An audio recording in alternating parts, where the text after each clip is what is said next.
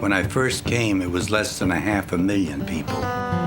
At that time, it was a nice city, the city of homes and churches, but it was a dull city. During his more than 80 years in Toronto, Ed Mirvish changed the landscape of the city. He was basically a storekeeper. He was a showman. He'd get involved in any gimmick you could possibly imagine to try to sell stuff at that store. He really helped this city believe in itself. When you look at North America, Toronto is unique in terms of its theater largely fueled by the Mirvish Empire.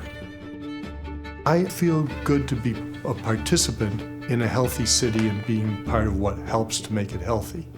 David Mirvish built on his father's contributions to Toronto. It's nice to make money, but the thing David did learn from Ed is that you have a legacy to worry about as well.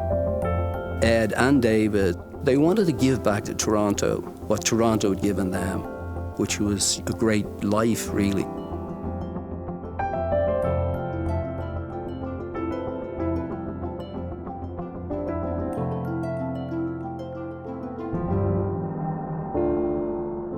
Toronto's first family of theatre is made possible by the Central Canadian Public Television Association and the members of WNED-TV. Thank you.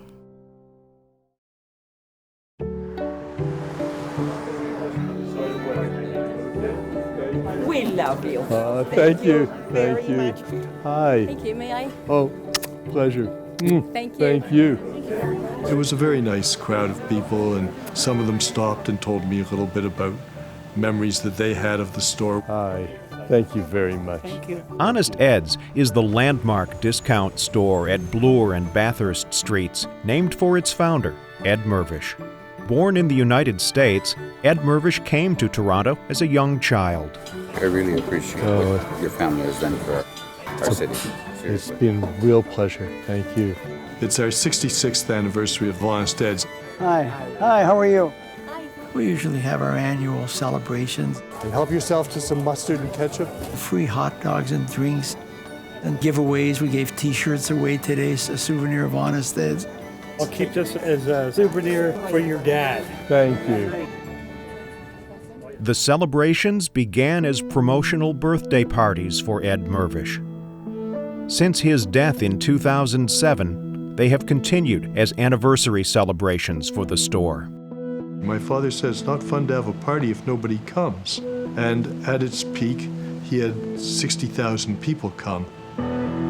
He would throw birthday parties for himself, providing people with all kinds of stuff, essentially to get them to the store.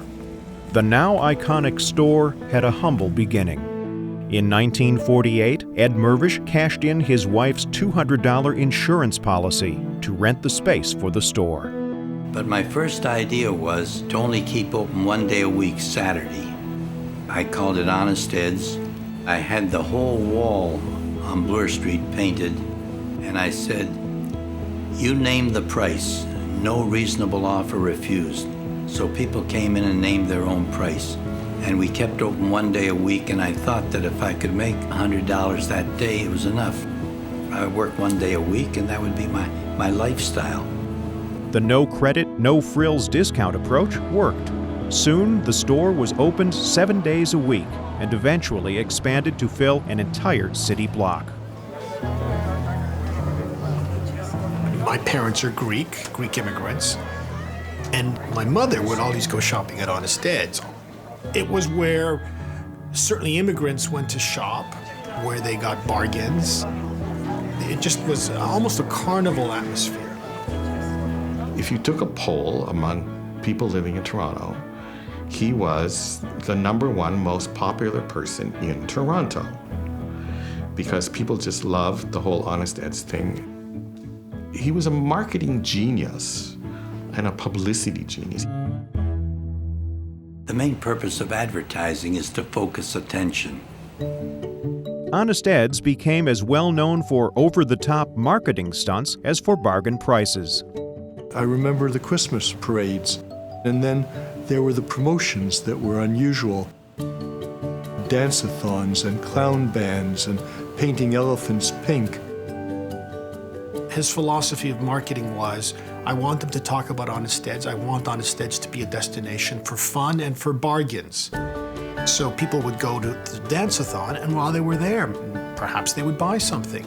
And that's how it all worked. People saw him on that marketing sign as garish and loud, but he wanted the business to be noticed. When he met people, they knew the real Honest Ed. He was soft-spoken, he was caring, he was understanding. He actually was a rather quiet and conservative man in many ways, but not in his advertising. He understood the necessity of the Mirvish brand helping to push the organization and everything forward. But he did that for good commercial reasons. His own ego was almost non-existent. The puns and slogans that decorate the store became one of Ed's most beloved promotional gimmicks. He used to sit at the dining room table after dinner, and he would write out, Honest Ed is for the birds. Cheap, cheap, cheap. He loved the store. He loved selling stuff. He loved the idea of, making a bit of money. He didn't live lavishly. He enjoyed life and he enjoyed work. For about 20 years, we made a new cake. In the last 5 years, we just changed the number of it. It was cheaper. He liked a bargain. He did like a bargain, yeah. Well, those were memorable celebrations. Great celebrations, yeah. Lots of good memories. Long before he passed away at the age of 92, Ed Mirvish was a Toronto legend. His business and financial success was surpassed only by the affection he received from his adopted city. Thank you. Thank you for being here. Today, David Mirvish carries on his father's legacy. This is where I grew up. This was where I put goods in bags when I was 10 years old and where my grandmother sold dresses. Nice to have you here. Thank you. David loves the excitement of the store. It's a treat for him when he takes part in anything that happens at the store. And he's carrying on the business of Honest Ed's, the legacy of his father, the legacy of what Honest Ed's means to the people. We have to look at Honest Ed's as having given our family opportunities to do other things. Without having started here, we would not be doing the theater or the art that we do today. So maybe just go over to that side of the table. Before joining the family business, David struck out on his own in a direction far from the floors and marketing madness of Honest Ed's. This room is all Frank Stella. David's first love is the arts, visual art. And he's so passionate about it and so knowledgeable about it. And this group of works, this is actually one work, is the Circus of Pure Feeling. We go through being children, and somewhere in our teens and between that and being in our early 20s, we find something that's of great interest to us. David opened an art gallery in 1963 at the age of 18, and later opened a bookstore. I was able to say to my father, I'm going to be a storekeeper. And I was able to say to my mother, I'm going to be an art dealer. And both of them seemed to approve of what I was doing. It helped me to feel that I was independent from my parents. There was an attraction to being in a world where he wasn't accomplished and where my mother couldn't help me very much. But there came a time when both men grew comfortable with David joining the family business. My father one day in 1971 turned to me and he said, there are certain areas that I'd like you to deal with because I've dealt with them enough in my life and they're really not what interests me.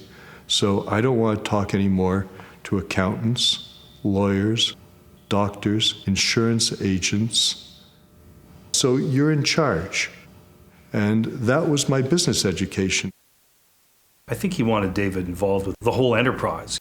He liked having David's involvement. He liked him being around. Eventually, the family business expanded beyond Honest Ed's. Ed bought the Royal Alexandra in 1962. He rescued the Royal Alexandra Theatre from the wrecking ball and certainly from oblivion. They were going to throw down the Royal Alexandra Theatre, and it really is one of the most beautiful theaters on the North American continent. I very seldom went to the theater. My wife would go to the theater and our son would go, but I was a storekeeper. But when I heard they were going to throw this theater down, this national landmark, I looked into it. You know why Ed bought the theater? It's because of Anne. Ed was very much a business guy. He wasn't the culture guy. Anne was an artist. And she was very upset that this theater was going to be torn down to make way for a parking lot. Mrs. Mirvish said, Ed, they've got this great theater for sale and you should buy it. It was her that got them started in there. And they worked like this match set. Completed in 1907, the Royal Alex is the oldest continuously operated legitimate theater in North America. But in the 1960s, it fell on hard times. Ed Mirvish seemed an unlikely savior. I'd seen that store up on Bloor Street, and I thought, this is such a different sort of scene here. This building, this Royal Alexandra, and this place in Bloor, it doesn't sort of gel. That the same guy would own both of those buildings. He did joke that when he bought it, everybody thought that he would not be respectful of the theater. He tried to reassure everybody that that wasn't the case. He never used any of the advertising slogans that he used to use with the store. It was two different worlds. Mirvish paid the bargain price of $215,000 for the theater. He spent another $600,000 on renovations. I was given 5 years by the people that sold it to me to make it work as a legitimate theater. By the end of the 5th year, it was breaking even or making a little. And more important, I developed an affection for the theater. He clung to it and nurtured it and made it prosper at a time when nobody thought you could actually do that. He saved the downtown core single-handedly by buying the Royal Alex and making it work. It transformed the history of Toronto theater. But if I knew anything about theater, I probably wouldn't have touched it. Theater is very high risk, unpredictable. Bargains are more predictable. But when theater works, it's more rewarding than anything else. And I think that's the great attraction. At the end of the 5 years, it was taking, I'd say, about 90% of his effort for about 5% of his profit. But he was making a profit. He was having fun. He said it's a disease, but I've caught it. And so he stayed with it. And he presented over 330 shows during the time that he ran the theater. To keep his new theater full, Ed Mirvish created a theatrical innovation in Toronto, the subscription series. He created a theater-going habit in the people of Toronto. His subscription audience base is one of the 1 or 2 largest in North America to this day, because he's got the people of Toronto hooked on theater. Ed always thought theater-going was a habit. He also believed that you had to give very good value. But he knew if he kept it busy and if he offered people good shows, eventually they would come. And I think in the early years it wasn't so easy. And most people thought he would not succeed, but he was persistent. I think he had to be crazy in some ways to do what he did with the Royal Alex and to start things going. But he was kind of crazy, he admitted, when he founded Honest Ed's. And in some ways he did the same principle. Let's get something people want and let's price it so they can afford it and let them know it's here. And it worked. In the early years, Ed Mirvish operated the theater business in the same way he ran Honest Ed's. Ed always used to say his theater office was inside his jacket pocket. That's where he had the contract for the touring company that was visiting. And he was scrupulously honest. Gradually, all the big producers in New York and America agreed. So within a few years, he was getting the prime touring shows up here. The touring shows were often recognizable titles and stars that had done well with American and British audiences. As the theater business grew more complex, David began to exert his influence. Obviously, Ed recognized that he couldn't do it alone anymore. He could not operate the theater business from the inside pocket of his jacket. He had to expand, and David was the person to make that expansion. Well, initially, I would say he was very backstage. That is to say, he let his father continue to play the frontman role. I think he wanted to learn the business mainly and was very quiet about it. Ed was still obviously the head of the organization, but David and David's colleagues were running it actively. Already they were branching out and producing on their own and developing works on their own and knowing they had to be in competition in a larger scale, so it became a big, increasingly bigger operation. David opened an office and became hands-on. He wasn't just taking touring shows, he was creating them. And that's a much riskier proposition. And David, I think, had to reassure him, we have to trust in this. My father ran the theater till 1986. But in 86, I put up my hand and I said, I think we can do better with the Royal Alexandra Theater. And he said, I hear a volunteer. And so suddenly I had responsibility specifically for the Royal Alexandra. In every business, as the business grows and is handed from generation to generation, the new generation has to work in new ways. There would have been some tension, but Ed, I think, was wise enough to know that it was David's domain now, so he let David do what he needed to do. I think my father was always comfortable with me doing things. I think that he and I always had a pretty easy working relationship, but I think he was pleased to have someone who wanted to take on the challenge of the theater. But the transition did create a strain on the father-son working relationship. It ultimately came to a head in a seemingly insignificant but defining confrontation. The moment of rebellion came when I was 41. I had made a promise to someone that I would supply them with roast beef sandwiches for their volunteer workers. So I went to at least 15 lunches with my father. And at each lunch, I said, you're going to not change what we've all agreed while I'm away, are you? And then I went away, and the sandwiches weren't delivered. And I thought, I'm 41, and I can't give people my word and have it happen. I could see it wasn't working, and he could see that too. David confronted his father, telling him that he would move his family to Vancouver Island and sell off his art collection to live. And that was my moment of rebellion. And he said, well, let me think about it. And then he phoned me and he said, okay, here's the deal. You're in charge, but never threaten me again. And that was the end of our rebellion with each other. That's the only moment of tension in my entire life with my father. The two Mirvish men have a huge amount of love and respect for each other. Ed basically said, okay, fine, I get it. I'll just get out of the way. And when you want help or advice, just let me know and I'll be there. And that's kind of what happened. So I think you see an evolution of David from the young man who has to learn the business first and foremost, and then gradually, as his father begins to age, asserts himself and becomes more confident about his choices and feels that he can trust his own instincts in theater as he does and did in art.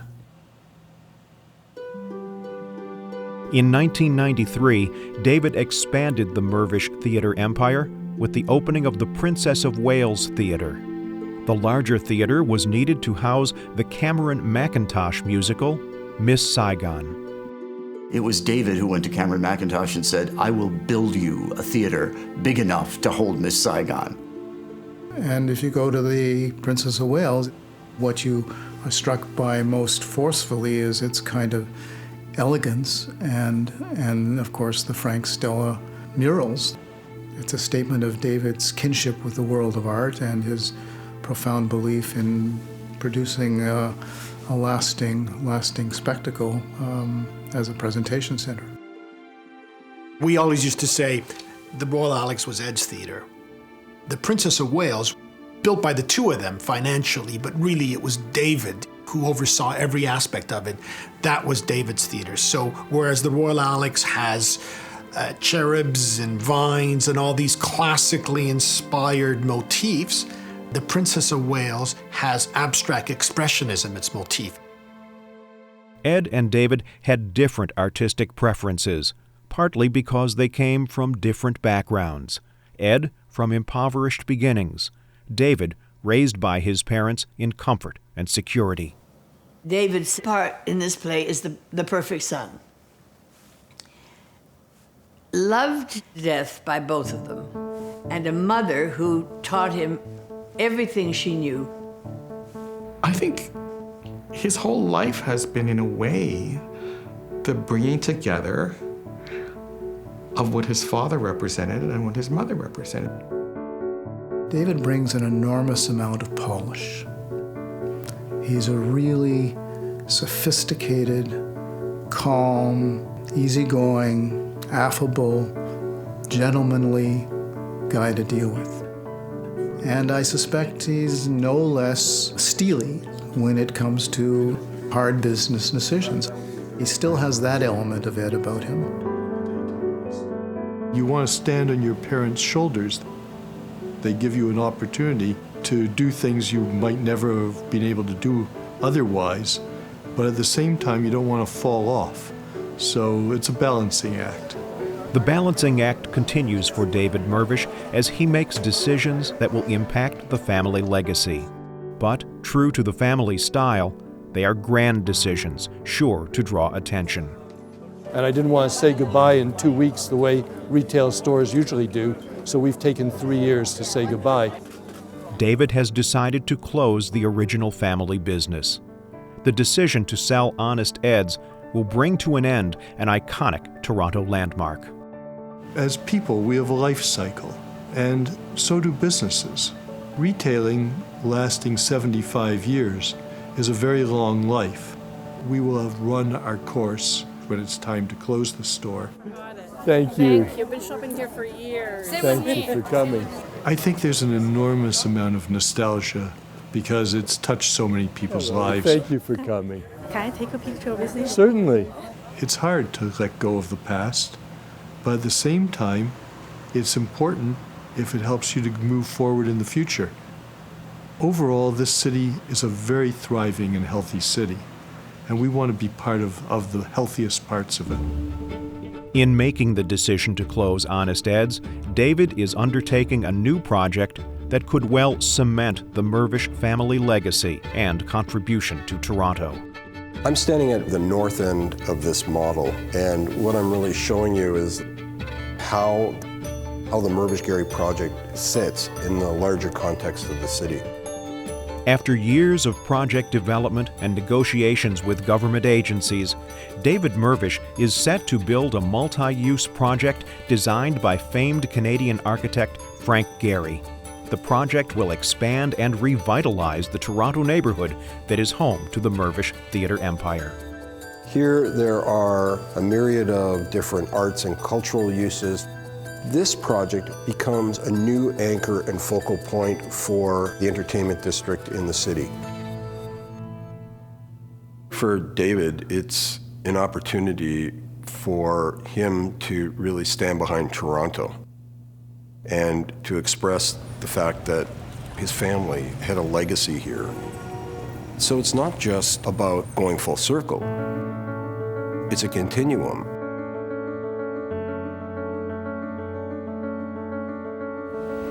You have to be lucky to live in a country where you have the opportunity to start with little formal education, no money, and you still have the opportunity to improve yourself. My father being able to come as a new immigrant and within 2 generations to have accomplished something of meaning within the context of the place that welcomed him so openly. He used to say that there wasn't a greater opportunity for anyone than what this country presented to him. It grew to be an 82-story Frank Gehry building, and 4 theaters, and an art collection, and a family. And that's not bad as an advertisement for the country. I think Ed and David Mirvish, they both care about their fellow man. They care very much so about family, about public responsibility, community, doing their duty. Ed always said, and David's no different. If you get, you got to give back. Ed Mirvish, in effect, was Toronto theater history. You cannot even begin to express the amount of good he did for the theater community in this city.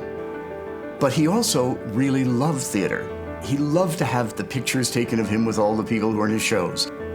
He was a fan to the very end. He really enlivened the place and is part, I would suggest, of a kind of cultural awakening of Toronto that began in the late 1960s. And wish you continued success and happiness for many, many more years to come. Yeah, this is really touching. With love from Diana. Yeah. Yeah, good memories.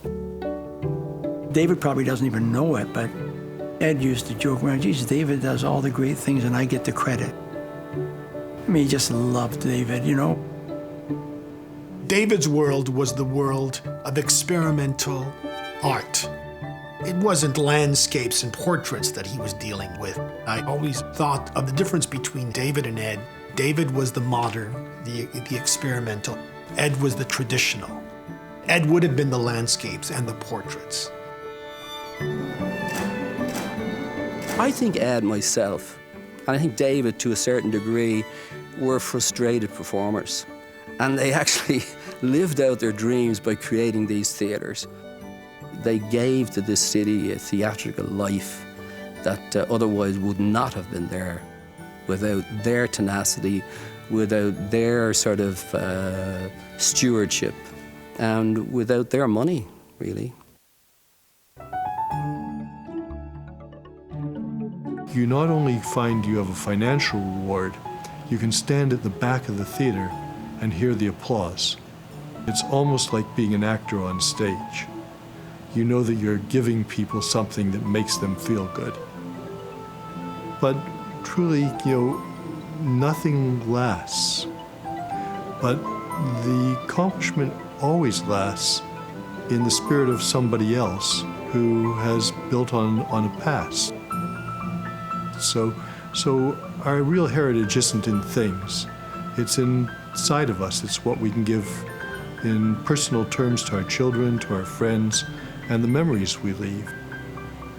To measure any other way is to be foolish.